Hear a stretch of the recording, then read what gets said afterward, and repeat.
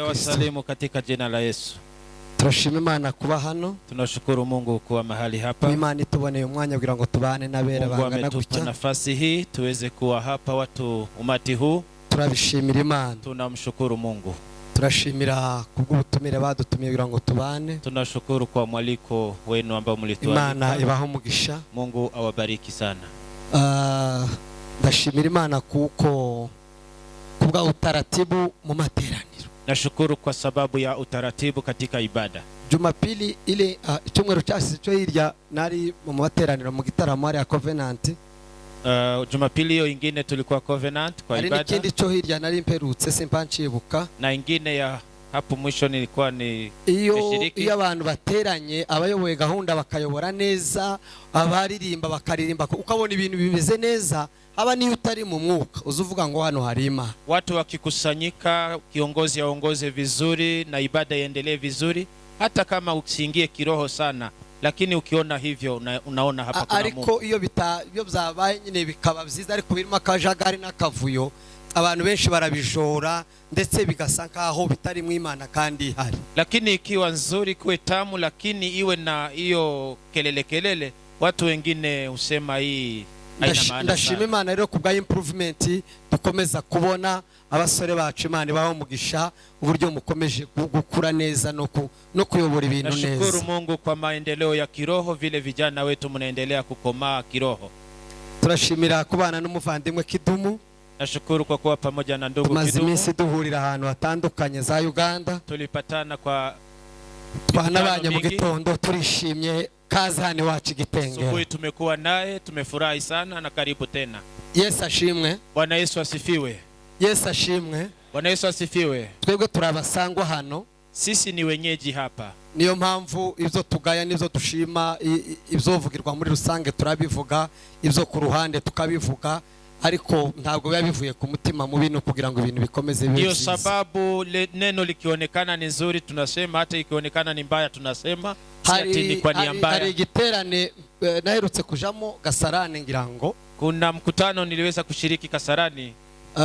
No hakaba hari umushitsi bari batumiye, umushitsi uvuye kure kandi umucubahiro. Na kulikuwa mgeni mwalikwa kutoka mbali na ni mgeni mheshimiwa. Araza baramwakira, igiterane kigenda neza. Akaja kapokelewa na ibada ikaendelea vizuri. Kubera kuko hano twese tutazi uzaba umuyobozi ejo n'ejo bundi. Kwa sababu vile tunaweza kuwa tumeketi hapa hatujui ni nani atatuongoza kesho. Hari igihe wihererana umuntu mukamubwira ikosa ryabaye cyangwa se kitagenze neza, noneho bwaca undi noneho akaza atarabizi akongera nawe akabikora kandi atari kwa ubaye. Kuna vile unaweza ambia mtu fulani kuna kosa imetokea hivi, lakini usiambie watu wengi, unaambia huyo mmoja tu. Noneho uwo muntu aza kwiyegerezwa, huyo mtu akakaribishwa, yiyegerezwa nyine n'abari batumiye igiterane, na wengine wote umati wote wakakaribishwa. Noneho amaze kumwiyegereza turajujura twari turati bikozwe neza, bari guheza umuntu runaka akabari wimwiyegereza. Walipomkaribisha tukasema haijaenda vizuri, wangempatia mtu fulani ndio amkaribishe. Nshatse kubivuga kugira ngo nabonye na Kidumu nawe yabikoze. Nimesema hivyo, nimeona hata imetokea hata saa hii. Asifiwe Yesu. Amen. Kandi si kwa ubaya ni kijana wetu afite n'umuongozo. Abari ku mutima mubi. Iyo turi mu materaniro hano tukiwa ibada hivi tuba twitavye nyine kandi mwaduhamagaye n'aba bashumba bandi hose. Tumeitika na mmetuita na wachungaji hawa wengine wote. Muzamweza umushumba iyegereze abandi bashumba n'abandi ba Kristo. Mbese abantu mwahamagaye b'abanyacubahiro. Mwe mnapatia mchungaji aweze kukaribisha wachungaji pamoja na wageni wengine. Ntabwo ari ugushaka icubahiro, ariko n'ukwigisha utaratibu yo materaniro nuko bizabimeye. Si kwa sababu ya kuchukua heshima zenu, lakini utaratibu wa ibada. Twegereye kandi twaguwe neza, ariko tumekaribia na tumefurahia. Muzorebe umushumba umwe hiyegereze uturu abantu batasanzwe, lakini ambia mchungaji akaribishe wachungaji wengine. Tumuvuga ngo amen. Ntabwo nibyo urabona ngiyo mwatumiye umuntu hano dukorana n'abapastori benshi, ariko yari umuntu mbese mukuru baruse, nukuvuga ngo ntibashobora kumwiyegereza mpari nije wiyegereza kuko nije senior pastor kandi atari uko binanirwa, niko utaratibu bitabanze ya materaniro. Ukiita mgeni kwa kanisa lako, patia mchungaji mkubwa, kama ni mgeni mheshimiwa yeye ndiye akaribishe. Ndabizi si kwa ubaya, ariko tituzi byendejo uri ani ubuyoboye muzamubimenya ko yabikorari yabigikundi c'abamama mugatumira umuvuga cyangwa abantu mwatumiye harimo abanyacubahiro nimvuga abanyacyubahiro ndimva ko ari ukwizamura, ariko ibintu byose bigenda bigira uko bikorwa. Mukabwira pastori wanyu cyangwa umwe mu pastori musanganwe akabiyegerereza biza bigaragaza uburere bwiza. Hiyo inazihirisha malezi mazuri katika ibada. Basi tugende mu ijambo ry'Imana, nizere ko ntawe bibabaje. Tuingie kwa neno la Mungu. Nadhani sijawakwaza. Si ni sawa kidu umekwazika, uweze kwazika na ukikwazika utakwazukuka. Abagira abarezi beza na abababwira ibyiza nibitagenze neza. Kiwa na mtu ambaye anakulea vizuri ni yule ambaye anakuambia mazuri, ambaye ataenda vizuri. Tusome neno la Mungu. Abakorinto ba kabiri, waraka wa Korinto wa pili 5:18. 5 mstari wa 18. Abakorinto ba kabiri, Korinto wa pili 5:18. 5:18. Hari ijambo tugiye kwiga mu minota baduhaye kandi irahagije rwose. 5:18 sinzi nimba mwahageze. Ariko hari abantu benshi bataza bagendana za Bibiliya. Haravuga ngo ariko ibyo byose bituruka ku Mana yiyunze natwe ku bwa Kristo, ikaduha umurimo wo kuyunga n'abandi. Kuko muri Kristo arimo Imana yiyungiye n'abari mu isi, ntiyaba ikibabaraho ibicumuro byabo. Kandi noneho yatubikije ijambo ry'umwuzuro, nico gituma tuba intumwa mu cimbo cya Kristo, ndetse bisa naho Imana ibingingira muri twe. Nuko rero turabahendahenda mu cimbo cya Kristo kugira ngo mwiyunge n'Imana. Amen. Amen. Uko na Kiswahili? Ndio. Soma tusikie. Inasema hivi: lakini vyote pia vyatokana na Mungu aliyetupatanisha sisi na nafsi yake kwa Kristo. Naye alitupa huduma ya upatanisho. Yaani Mungu alikuwa ndani ya Kristo akiupatanisha ulimwengu na nafsi yake, asiwahesabie makosa yao, naye ametia ndani yetu neno la upatanisho. Basi tu wajumbe kwa ajili ya Kristo, na kana kwamba Mungu anasihi kwa vinywa vyetu, twaomba ninyi kwa ajili ya Kristo mpatanishwe na Mungu. Yeye aliyejua dhambi alimfanya kuwa, yeye asiyejua dhambi alimfanya kuwa dhambi kwa ajili yetu, ili sisi tupate kuwa haki ya Mungu katika yeye. Amen. Amen. Abarumi 10, Warumi umurongo wa 13 mstari wa 13 tugeze ku wa 15 hadi wa 15. Abarumi 10:13 kugeza ku wa 15. Kuko umuntu wese uzambaza izina ry'umwami azakizwa. Ariko se bamwambaza bate bataramwizera? Kandi bamwizera bate bataramwumva? Kandi bakumva bate ari ntawe wababwirije? Kandi babwiriza bate batatumwe? Kuko byanditswe ngo mbega uburyo ibirenge by'abavuga ubutumwa bwiza ari byiza cyane. Amen. 13. Kwa kuwa kila atakaye nitia jina la Bwana ataokoka. Basi wamwiteje yeye wasiyemwamini? Tena wamwaminije yeye wasiyemsikia? Tena wamsikieje pasipo mahubiri? Tena wahubirije wasiopelekwa? Kama ilivyoandikwa, ni mizuri kama nini miguu yao wahubirio habari ya mema. Amen. Amen. Asifiwe Yesu. Yesu ahimbawe. Nimetamani sana ngo nifuje cyane ko twaganira. Nimetamani tuzungumze ijambo rivuga ngo ni ipfundo ry'itorero. Neno lisemalo shina la kanisa. Ipfundo ry'itorero. Shina la kanisa. Ipfundo muraryumva ry'itorero. Tunasikia maneno hayo, shina la kanisa. Yesu ashimwe. Yesu ahimbazwe. Reka byenda ntangire tuganira bukeya ngo tuanze tukizungumza kidogo. Ese buri iyo umuntu ashatse, iyo umuntu barimo kubwira abantu ngo bakora amakwe cyangwa bakanayakora, haba harimo impamvu byenda nyinshi zitandukanye. Ariko muri izo mpamvu zitandukanye inkuru cyane yo kugira ngo umuntu yubaka urugo icuba witeze cyane abari iki. Swali kidogo tu, kama watu waambiwa wajenge boma ama waowe, kwani ni nini lengo la muhimu kuliko malengo mengine yote ya kuoa ama kujenga boma? Hari impamvu nishi ariko hari igikomeye ahari kurenza ibindi umuntu aba yiteze mu kubaka urugo. Iyo utanakibonye uravana ukuri hari ukuntu ntagize umugisha runaka. Kuna sababu nyingi, lakini mojawapo kubwa sababu, na usipoipata hiyo unasema ni kama hujabahatika vizuri. Na nini? Kuna mtu anaweza kutusaidia hapo? Haruwabu yizi, haruwadufasha. Yego. Kugira ngo uzarugire abana. Ni kuzaa na kuongezeka.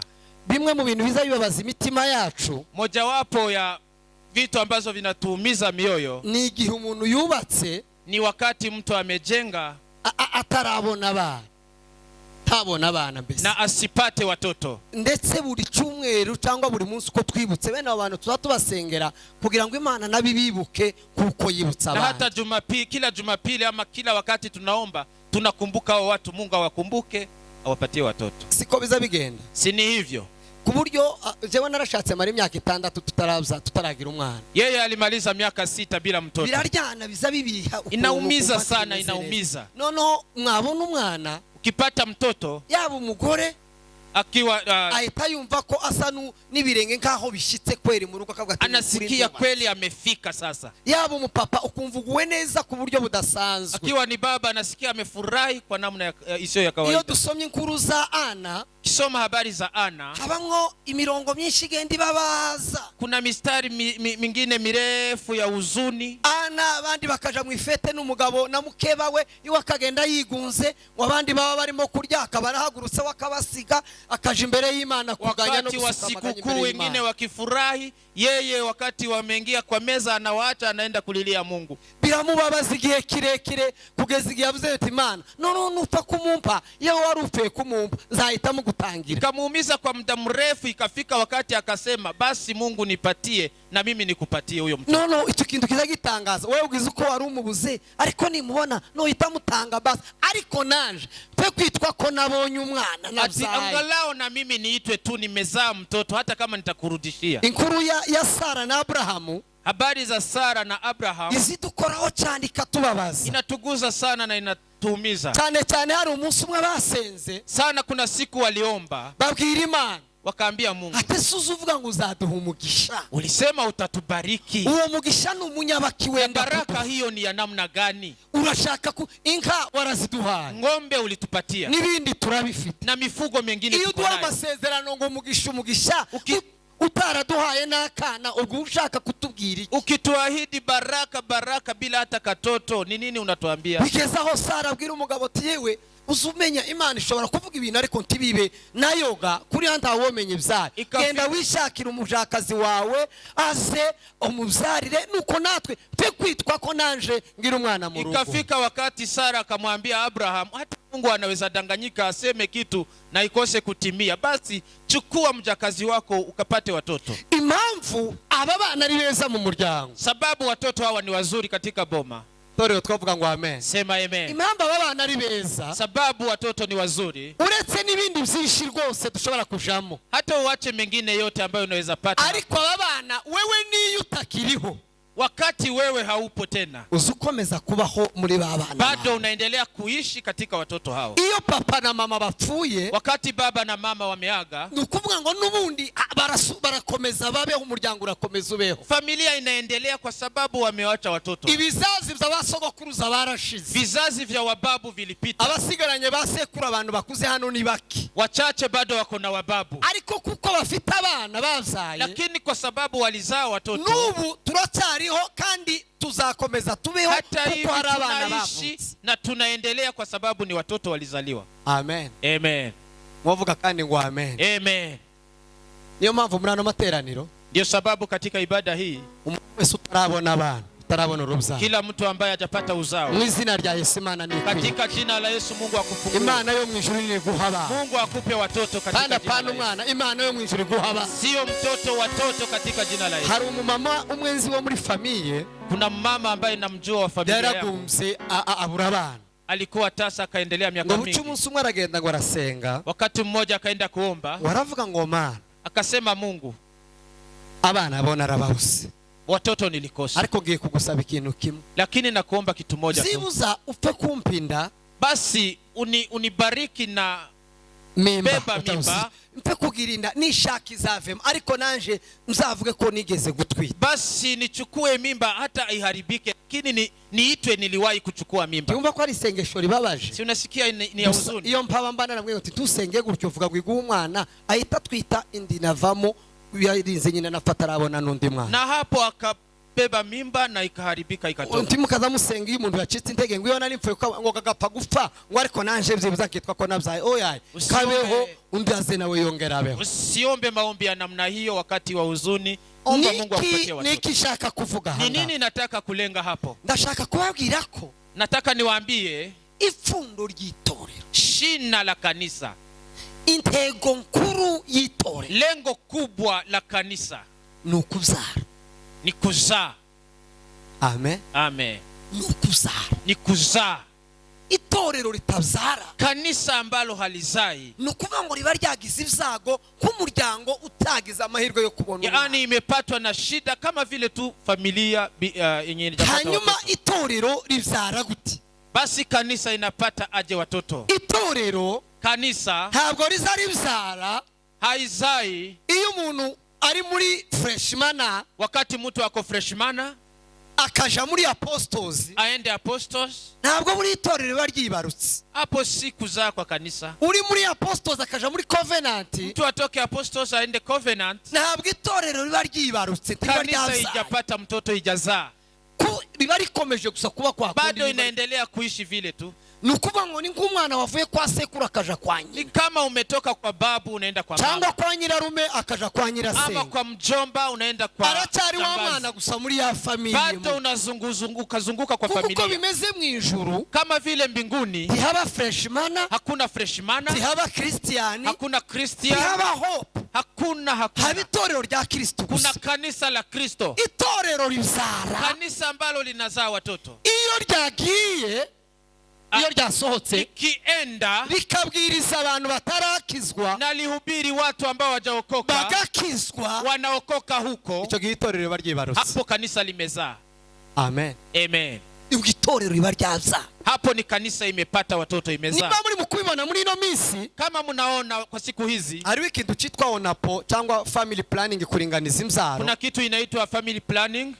Itorero ryo ni nkaho ritaringanije, ni kama kanisa haijaingia kwa mpango huu. Itorero muri kigihe rirasa niryahagaritse kuzara. Sio kuingia kwa mpango wa kuplan, lakini ni kusimamisha kabisa. Nukuvuga ngo nta mwete, nta nyota nimwe yuko abantu bagomba kuja gushaka bazi. Yaani hakuna bidii, hakuna shauku ya kwenda kutafuta watu waliopotea. Bishaka kuvuga ko icyizere cy'ejo cy'itorero, inamaanisha kitumaini ya kesho ya kanisa tagihari, hakuna.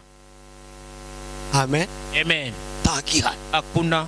Mu Burayi muri iki gihe, Ulaya siku hizi, kubera kuzara abana bake cyane no kureka kuzara, kwa sababu ya kuzaa watoto wachache sana, hata kuacha bakigira abantu batoya benshi, hawana watu wadogo, nta abantu batoya bakigira. Hakuna generation ya watu wadogo. Hari abantu benshi bashaje, ni watu wengi wazee, n'abantu bakeya bato, na watu wachache sana wadogo. Kubera iyo mpamvu, kwa sababu hiyo, abafite benshi, wale ambao wana wengi, barabarusha imbaraga ko baranabatinya bakavuga ngo ejo bano boduhinduka, wanawazidi nguvu, hata wanawaogopa au wanaweza turudia kesho. Ndetse ndimona ko bari mukuza kudutwara ngo tugende iwabo za Amerika. Unaona wanatumani sana tuende kwao. Ese mwe muzamugira ngo kuri hano kudukunda kugira ngo duhuje. Unafikiria ni upendo wa namna gani huo? Muzamugira ngo kuri hano ni nini sasa?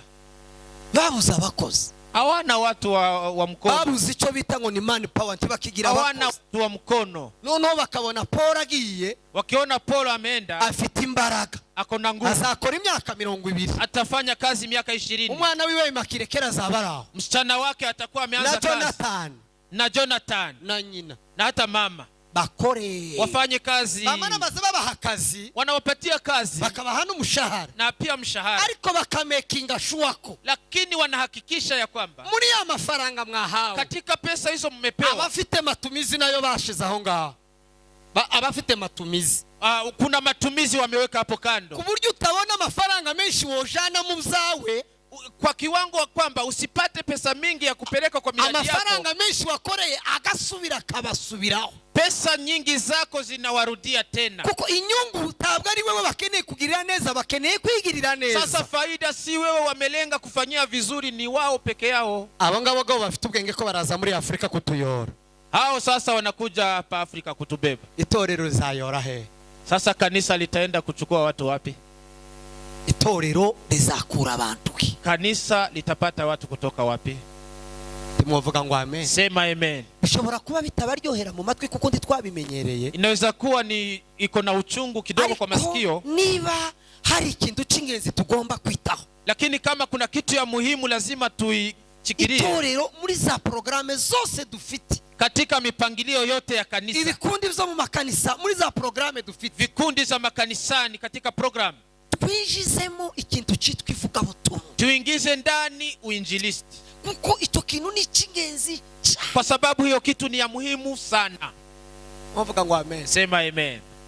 Ukumuona tutabikora hivi, mnaona hatufanyi hiyo, ni Satani irimo kuduhunika, ni shetani anatufunga macho, akaduhunika kugira ngo tutabwiriza abapagani, anatufunga macho tusiwahubirie wapagani, kandi natwe ko turavamo, na sisi sasa tunaondoka. Ejo nejo bundi na kesho itorero twatwinjira hano tubura abantu barija, kanisa tutaingia hapa tukose watu. Ariko iyo batwari duhagaze neza, lakini tukisimama vizuri, twabwirizaga abantu, tungewahubiria watu. Ejo nejo bundi, kesho na kesho kutwa, nubundi hakaba haracyari ikizere cy'itorero rya Kristo, kitumaini iendelee ya kanisa la Kristo. Ubushize sizaho naza mbabwira, juzi nilikuwa naambia watu, Afrika, hapa Afrika niyo karte ya nyuma Imana isigaranye mu kuboko, ndio kadi ya mwisho ambayo Mungu amebaki nayo mkononi. Igihe cy'Uburayi cyararangiye, wakati wa Ulaya ulipita, igihe cya Amerika cyararangiye, wakati wa Marekani umepita. Aho hose hagiye havuzuke bukobeye, hapo kote kuliripuka uamsho kubwa. Ariko noneho muri iki gihe baratsikamiwe n'ukuboko navuga kwa Satani, ntibakimenya nuko ibintu bimeze. Lakini leo wamezidiwa nguvu na mkono wa shetani, hawajui ni nini inaendelea. Iki kinyejana turimo inamaanisha wakati huu ahantu Imana yanitse agahanga, mahali Mungu anakaza macho sana, aho ategereje ko ashobora kandi kuva ubuzuke bwa nyuma bugahindura isi, mahali anangojea sana unaweza pata uamsho mkubwa ubadilishe ulimwengu, ni muri Afrika, ni hapa Afrika. Amen. Amen. Abantu batuzaniye ubutumwa ubu kandi baradutegereje kugira ngo tuje kubazuza. Watu ambao walituletea injili wanatungoja kwa sasa sisi tuende kuamsha tena, aho bageze ubu nyine, kwa sababu mahali wamefika leo ntibakimenya umugabo n'umugabo, hawajui mwanamume na mwanamume. Na abantu kwica umuntu ntacyo bikibabwiye, babishira no mu matorero no muri za constitution zabo ngo utwaye indu udashaka uyikuremo, nushaka gushaka umugore mugenzi wawe umushake. Aho nahantu ubutumwa bwavuye tutagitegereje ikindi kintu kiyava gikomeye. Hata imeingizwa kwa sheria zao, unaweza oa mwanaume ukiwa mwanaume, unaweza angusha mimba ukitaka. Ni mahali kulitoka injili, lakini wameharibika kwa sasa. Uyu mwanya ko ndabivuga nk'imbitsi y'itorero, wakati huu ninasema hivyo ni kama na tangazia kifo kanisa. Nidushaka tuzumve cyane, hata tusikie sana, titwavuga ngo amen. Sema amen. Twishimire cyane kuryoherwa no kuba hano twenyine, tusifurahie sana kukua na utamu wa hapa tu, turyoherwe cyane n'ibisirimba twenyine, tusifurahie utamu wa gisirimba hapa, tunezererwe cyane amakonseri, tusifurahie makonsert peke yake. Hano hanze abantu barimo bapfa kandi tureba gutya, hapa nje watu wakiangamia tukiona. Paulo yandikira Abakorinto, akaandikia Wakorinto, arababwira ngo, akawaambia hivi, Imana Mungu yagize Yesu, yihuje natwe inyuze muri Yesu Kristo, alijipatanisha na sisi kupitia Yesu. Hanyuma Yesu amaze kuzamuka, Yesu alipopaa kurudi mbinguni, adusigira umurimo, akatuachia jukumu, umurimo w'ubuhuza, jukumu la upatanisho, kugira ngo duhuze abantu n'Imana, ili tupatanishe watu na Mungu, twongere kandi duhuze abantu n'abandi bantu, tena watu na watu wengine. Hepfo aravuga ngo, hapo chini ikasema, sisi ni wajumbe, ngo turi intumwa, sisi ni wajumbe, kwe turi intumwa. Tumengabayeza Yesu chubahi, tumtukuze Yesu. Amen. Amen. Sisi ni wajumbe kwa niaba ya Kristo, turi intumwa mchimbo ya Kristo. Mjumbe, intumwa, mjumbe ni mtu amepewa message ama ujumbe, ni umuntu wahawe ubutumwa nyine na anapeleka mahali pengine kandi ngo abujane ahandi hantu. Asifiwe Yesu. Yesu ahimbazwe. Lakini kwa sababu ya ujanja wa shetani, ariko kubera uburiganya bwa Satani, ni mitume, intumwa, ni wajumbe ambao ni wainjilisti, n'abavuga butumwa, ni kila mtu, walimu na wachungaji, n'abigisha n'abungeri, sisi wote tumejifungia tu mahali pamoja, kwese twizitiriye ahantu hamwe. Kwa sababu hiyo watu wanaendelea kuangamia hapa nje, kubera iyo mpamvu abantu bakomeje gupfa hano kwa familia zetu, mu miryango yacu, na sisi ndio tulikuwa watu wa kuokoa, kandi twe twokabaye abo kubakiza, kubakuriyo. Amen. Amen. Sahi mchungaji Shinga, ubu ngubu pastor Shinga na mjumbe Ndayishimiye na wengine waimbaji, na mwene data Ndayishimiye n'abandi baririmbyi, wameenda, tuliongea usiku, wameenda huko Rongai, bagiye iriya Rongai tangia nafikiri Friday, kuva kuwa gatanu, wamepeleka ujumbe wa Yesu, bajanye ubutumwa bwa Yesu, si kwa kanisa, ntabwo ari mu itorero, nje kwa crusade wakihubiria, hanze mu mihanda muri crusade babwiriza. Jana wakawaambia watu wa kanisa tunataka kurudi kwetu, ejo babwira abantu ati turashaka kugaruka kuri Yesu. Wachungaji wakawaambia hapana, mungerudi, lakini kwa sababu bado tuna injili jioni, hamtarudi, mtakaa. Barababwira ati muraba mugumya kubera ko dufite irindi vuga butumwa ni mugoroba. Hiyo ni ujumbe ambao inahitajika kwa wakati kama huu. Ubwo ni ubutumwa bukenewe ubu muri iki gihe. Nimuvuge ngo amen. Sema amen. Sema tena amen. Vuga ngo amen. Sasa hii tunapoongea, ubu tuvugana, na tulishwa Pastor Gatore mahali wako hapa non copy.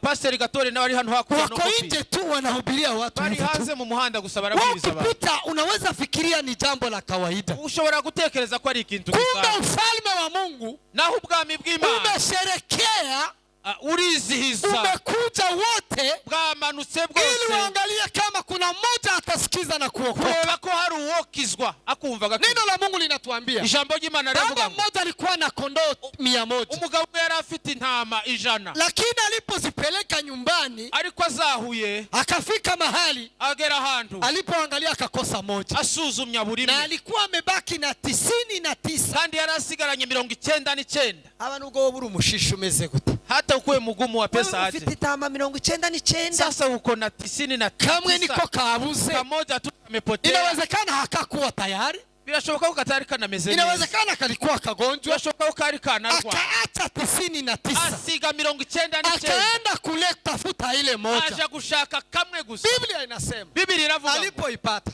akaichukua, araitoa, akaibeba, akakuja nayo, alipofika nyumbani, akaita watu, ahamagara marafiki na majirani, akawaambia wapendwa, arababwira ngo kujani tusherekee, muze twishime, kujani tufurahie, muze tuneze, kwa sababu kondoo kuko intama imwe aliyekuwa amepotea yari yazimiye amepatikana, yabonetse.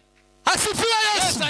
Sasa hangeita majirani, ntabwo yohamagaye abaturanyi na marafiki n'inshuti, akose kuchinja, atabaza, na akose kupika machai na mambo mengine, cyangwa ngo abure guteka ibintu byinshi. Imagine anaita karamu, sherehe, akoze ibirori bikomeye, ilikuwa na bei zaidi ya kondoo iliyokuwa imepotea kwa kawaida, igiciro kirenze iki ntama yari yazimiye. Biblia inasema hivi, Biblia iravuga ngo hivyo uko niko ndivyo mbinguni, niko mu ijuru, mtu mmoja akiokoka, umuntu umwe yakijije, nafsi moja ikita kwa Yesu, ubugingo bumwe yo malaika, abamarayika, wenye uhai, abanyabizima, Yesu Kristo wanasimama, wanasherekea, wanafurahia, ati nafsi moja umuntu umwe imerudi kwa Yesu, yagarutse kuri Yesu. Kanisa sema amen. Vuga ngo amen. Sema tena haleluya. Vuga ngo amen. Mungu anatuhimiza, Imana iradutera intege, anasema nimejiunga ndani yenu, iravuze ngo niyunze nawe kupitia Yesu Kristo, biciye muri Kristo Yesu, na nyinyi nimewafanya nanje nabagize kuwa wapatanishi, kuba abahuza, ili nijiunge na watu, kugira ngo nihuze n'abantu kupitia nyinyi, kubiciye muri mwe. Musinyamaze, nimuceceke, musitulie, nimwicare, musinyamaze, nimwicare ngo mutuze, kwa sababu kuna watu kuko hari abantu wanahitaji kupatanishwa na Mungu, bifuza guhuzwa n'Imana, wanahitaji kuunganishwa na Mungu, guhuzwa n'Imana. Ni nani atawaunganisha? Abahuza n'Imana Ni wewe na mimi, ni wewe nanje. Kanisa sema amen. Vuga ngo amen. Asifiwe Yesu. Yesu ahimbazwe. Hari igifungo kiza kingora hano. Kuna kwa Ezekieli. Kuna mstari ambao ninapata hapa kwa Ezekieli. Tuusome. Ezekieli, unabii wa Ezekieli 3 mstari wa 18. Ndio. 3:18. 3 mstari wa 18. 3:18 twumva ko avuga muri Ezekieli. Twihuse kugira ngo ducunguze uburyo umwete. Turacyari kumwe torero. Turacyari kumwe. Haravuga ngo 3:18. Haravuga ngo nimbwira umunyabyaha nti gupfa ko uzapfa, nikimwambiapo mtu mbaya hakika utakufa, nawe ntumuburire cyangwa ngo uvugane n'umunyabyaha umwihanangiriza kuva mu nzira yembi ngo akize ubugingo bwe. Wewe usimpe maonyo wala husemi na huyo mtu mbaya ili kumwonya. Uwo munyabyaha azapfa, azapfira mu byaha bye, kusudi aache njia zake mbaya na kujiokoa roho yake. Mtu yule mbaya atakufa katika uovu wake. Umva hano hazantera ubwo. Sikia mahali kunanitisha. Ngo ariko ni wowe nzabaza amaraso ye, lakini damu yake nitaitaka mikononi mwako. Amaraso ye ngo nijewe izayabaza, damu yake itaulizwa. Ariko nuburira umunyabyaha ntave mu byaha bye cyangwa mu nzira yembi azapfira mu byaha bye, ariko weho uzabukijije ubugingo bwawe. Amen. Lakini ukimonya mtu mbaya wala yeye hauachi ubaya wake wala njia yake mbaya, atakufa katika uovu wake, bali wewe umeokoa roho yako. Amen. Twavuga ngo amen. Sema amen. Icyo kintu kiza kintera ubwoba. Kitu hiyo inanitisha sana. Nta muntu ndica, sijaua mtu, sindanabitekereza ngo mwice, hata sijafikiria, nta ninda ndava ndakuramo, sijaangusha mimba n'ikindi kintu nyine bene kingi na kitu ingine mbaya. Ariko nkibaza ukuntu Imana izambaza amaraso y'abantu, lakini nifikirie ni aje Mungu ataniuliza damu za watu. Biratangaje cyane, ni mambo ya kushangaza sana. Usabana Imana izatubaza. Unajua watu Mungu atatuuliza. Nakubaza ngo nakuzanye Kitengela, nilikuleta Kitengela ngutuzana abantu harimo babiri badakishijwe, nikakufanya uishi na watu ambao hawajaokoka. Nikute wabanye nabo kwezi n'amezi 2 umwaka ugashira. Mbona uliishi nao miezi 2 mwaka ikaisha? Utarababwira ko Yesu abakunda, bila kuwaambia Yesu anawapenda. Akubwire ati dore wa muntu mwari muturanye dore yagiye kwa shetani yapfuye. Akasema mtu huyo mliyekuwa mnaishi naye ona ameenda kwa shetani. Ariko mubamwishurimo, lakini miongoni mwa wale walimuua wewe umubwira, lakini ukimwambia tabsemere asikubali, wewe nguzaburi umwere, wewe utakuwa umeokoa. Hari abandi bana Imana yazanye mu kazi ukoreramo, kuna watu Mungu ameleta katika kazi yako. Hari nabandi yazanye ku mashuri aho mwiga, kuna wengine ameleta katika shule, hari nabandi yewe simbizi hirya no hino, wengine kando na kando. Nibiba ngombwa ikiwezekana tuza tuba maso tumenye ngo uyu muntu kubera iki tubanye nawe, tuwe makini tujiulize kwa nini mtu huyu tuko naye hapa. Ubushize sinzi ni bari hano nabivuze, sijui kama ni hapa nilisema. Twagiye Mombasa tubwiriza abantu, tulienda Mombasa tukamtuma hapa sokoni. Ninde ntuma hano ku isoko? Ni nani nitamtuma hapa tuko wa Masai? Ninde ntuma hano hija mu Masai? Anaangalia, anaona kila mmoja wetu, ikabona buri wese, kila mjumbe wetu, buri ntumwa muri twe, macho yake amaso ye ni hapa kwa gatuti, ni hano ku gatuti mu Gisirimba. Anaona tu macho yetu yote, amaso yacu yose inaangalia hapa kwa Gisirimba, ni hano mu Gisirimba. Muda umefika, igihe cyarageze, kanisa tusimame, torero duhaguruka, tupelekee watu injili, tutware ubutumwa. Muda umefika, igihe cyarageze, watu wa kuenda jehanamu, abantu bo kuja muri jehanamu tuwapunguze, tubagabanye, wakwenda mbinguni abasha mu ijuru waongezeke. Hiyo ina baraka kwetu, ibyo bifite umugisha, ina baraka kwa kanisa, bifite umugisha ku na ina baraka kwa inchi zetu, kandi bifite umugisha no mu bihugu byacu. Pokea neno la Mungu. Makiri ijambo ry'Imana. Tuombe.